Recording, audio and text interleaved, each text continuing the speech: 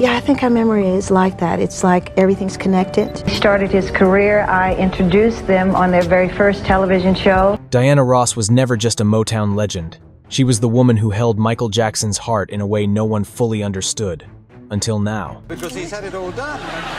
You cannot. I refuse you to insult Michael. He's a friend of mine. I love him, and I don't like people making fun. At 81, she's finally shedding the elegance of omission and speaking the truth about a bond so private, so layered, it makes thriller plots seem straightforward. From secret shrines to will signatures. This isn't gossip, it's emotional archaeology. There's a truth that Diana Ross has never uttered in over 50 years. A strange, complex, and haunting connection that even those closest to Michael Jackson only dared to whisper about in the shadows. She was once mother, sister, and the rest he left unsaid. But it was that very ambiguity that consumed them both for half their lives. Not everyone knows what Diana Ross said to Michael Jackson the first time they met. She didn't offer a compliment, or advice, or even her name. She simply bent down, looked him in the eye, and called him sweetheart. And for Michael Jackson, that was enough.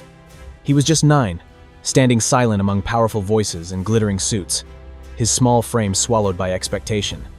But that word, said with no agenda and no spotlight, stayed with him for life. Not everyone knows that the first time Michael Jackson met Diana Ross was at a Motown event when he was just 9 years old. A small boy with bewildered eyes standing in a room full of adults, full of scrutinizing gazes and expectations. He didn't speak much, just stood close to his brothers in the Jackson 5, hands trembling but trying to appear composed. And then amidst the crowd, a woman walked over, bent down, and called him sweetheart. The Whiz, days that changed everything. By 1978, Michael Jackson was no longer the wide-eyed boy who clung to Diana Ross's every word. At 20, he stood at a complicated crossroads, no longer the Motown child star, not yet the global phenomenon he was destined to become. Still wrestling with his identity, both publicly and privately, Michael stepped into the role of the Scarecrow, a character yearning for wisdom, unsure of himself, and desperately wanting to belong. In 1978, when Michael agreed to star in The Wiz, a modern adaptation of The Wizard of Oz with an all-black cast, many thought it was just a career turning point. But for Michael, it was the first time he got to be with Diana Ross. Not just for a few hours of visiting, not just backstage for a few performances, but day after day on the same project, living the same rhythm. The Confession. 5 quiet words. In 1982, during what should have been a routine Ebony magazine interview, Michael Jackson, then on the verge of Thriller fame, broke character in a way few had ever seen.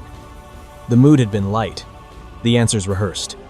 But then, casually, like it slipped out before he could catch it, he said, "It's Diana Ross. I love her." No metaphors, no showmanship, just 5 quiet words. Michael Jackson once removed his mask during an Ebony interview and made a shocking declaration to the media. It was 1982. Michael was already an international star, but hadn't yet entered his Thriller era. Ebony magazine sent a reporter to meet him in the studio. Everything was pleasant at first, until the reporter asked about the person he loved most. The atmosphere suddenly fell silent, and then he uttered a sentence. "It's Diana Ross. I love her." The wedding.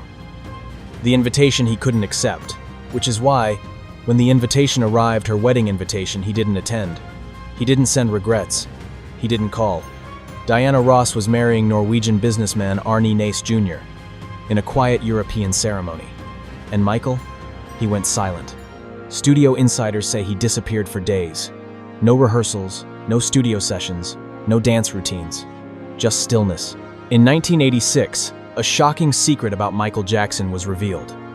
While touring his home, Clay G and others were led to a room next to Michael's bedroom, which they called the Diana Ross Shrine.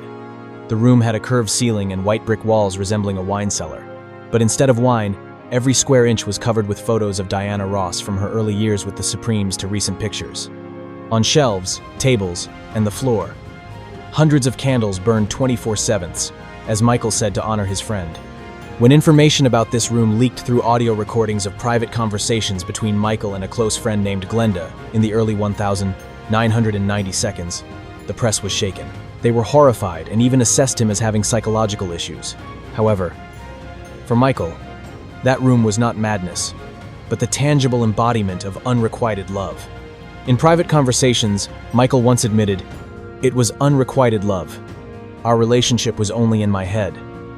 He created this private space to contain and honor the feelings he could not fully express or receive from Diana. For decades, the public saw Michael Jackson as an enigma, brilliant, elusive, guarded, but tucked quietly into his final will, amid financial provisions and custody plans, was a name that brought everything into sharper focus. Diana Ross. Not a sibling, not a close cousin, not a business associate.